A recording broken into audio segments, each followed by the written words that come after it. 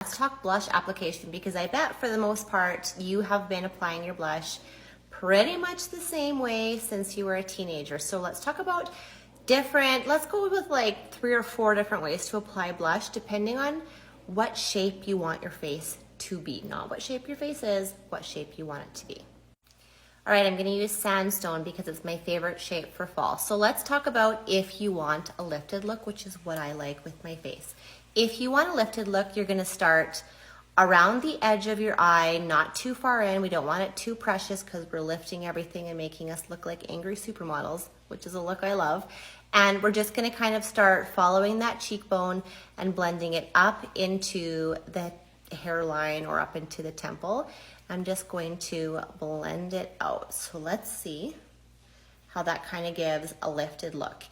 If you want to elongate your face, if you feel like you have a very long, skinny face, then you're going to actually bring it further into the apples of your cheeks, and you're just going to gently bring it horizontally here, this way, and then blend it out.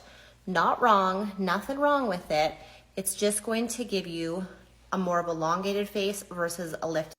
And that's actually undeniable when you look at the side by side. This one looks a little bit more lifted. This one looks a little bit more elongated.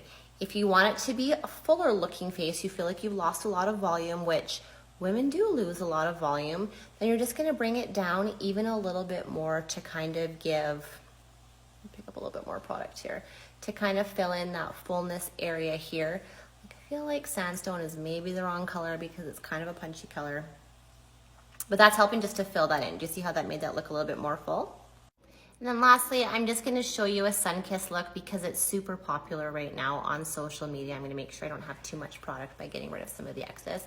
And sun-kissed, and I'm making a mess of my face. Like I have different looks going on cheek to cheek.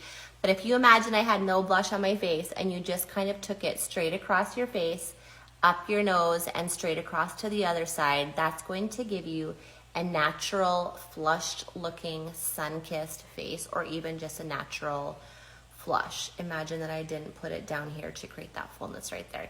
That's pretty much it. You can, if you're using cream cheek shades, which are so popular right now, these are my favorite cream shades.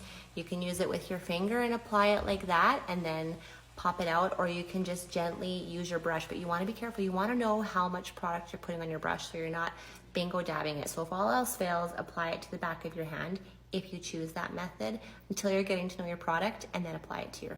Okay, I really hope that helps. I'm gonna go wash my face and head it out for a massage.